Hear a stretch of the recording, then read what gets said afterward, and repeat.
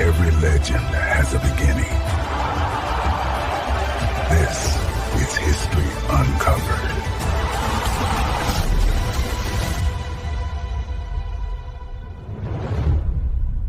Have you ever heard of a player so good, Pell called him the greatest in the world? A player who, at his peak, had more talent than Cristiano Ronaldo and Lionel Messi combined. But what if I told you this same player threw it all away for women and booze? This is the unbelievable story of George Best, football's first rock star, and his tragic downfall. Before the era of Messi and Ronaldo, before the global superstardom of modern football, there was a skinny kid from Belfast with magic in his feet. When a Manchester United scout first saw him play, he sent a telegram to the legendary manager Matt Busby that simply read, "I think Ivy found you a genius." And he was right. George Best wasn't just a player, he was an artist. He could dribble past defenders as if they weren't there. His balance was supernatural. And he scored goals that defied logic. He had speed, he had skill, he had a swagger that nobody had ever seen before on a football pitch. He was the complete package. In 1968, at just 22 years old, he led Manchester United to their first ever European Cup victory, scoring a mesmerizing goal in the final. That same year, he was crowned the best player in Europe, winning the prestigious Ballon d'Or. He was on top of the world with his long hair, stunning looks, and rebellious charm. He became more than just a footballer. He was a cultural icon, dubbed the Fifth Beatle.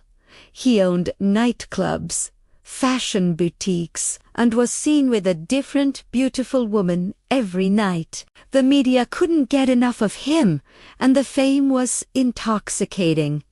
But this is where the fairy tale begins to unravel. The same charisma that made him a star off the pitch started to consume him. The pressure of being George Best became unbearable. He once famously said, "I spent a lot of money on booze, birds, and fast cars. The rest I just squandered." This wasn't just a funny line, it was his reality. He started missing training sessions.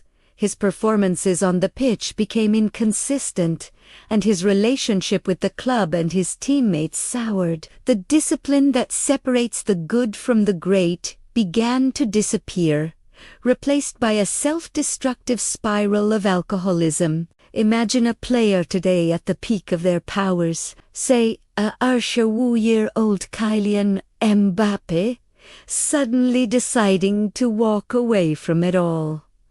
That's exactly what George Best did. At the age of 27, when he should have been entering his prime, he abruptly retired from top-flight football. He just couldn't handle the pressure and the temptations that came with his fame. He walked away from Manchester United, from the roar of the crowd at Old Trafford, from the very thing that made him a legend. He made several comebacks with smaller clubs around the world, including a stint in the United States. But the magic was never quite the same. He would show flashes of his old genius, a shimmy ere, a dazzling run there, reminding everyone of the player he once was. But these moments were fleeting, overshadowed by his off-field demons. The headlines were no longer about his goals. They were about his arrests, his bankruptcies, and his battles with alcohol. It's a story that's both brilliant and heartbreaking. He had a gift from God, a talent that few in the history of the sport have ever possessed. He could have been remembered as the undisputed greatest of all time. He had the ability to eclipse even Pele and Maradona.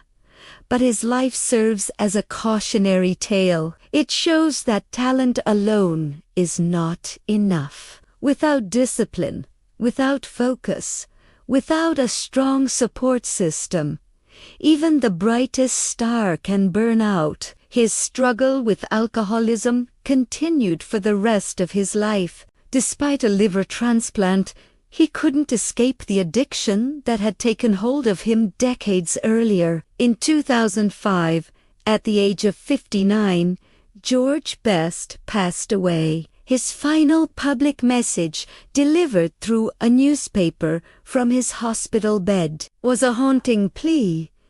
Don't die like me. So when we talk about the greatest players of all time, the conversation is often dominated by Messi, Ronaldo, Pele, and Maradona. But we must never forget George Best.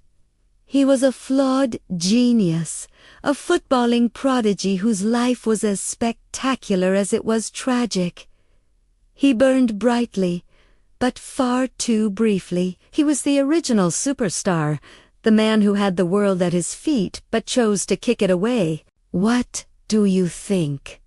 Could George Best have been the greatest ever if he had the focus of Cristiano Ronaldo, or was his self-destruction an inevitable part of his genius? Let me know your thoughts in the comments below. And if you found this story as fascinating as I do, please give this video a like, share it with your friends, and subscribe for more stories from the world of football. Thanks for watching.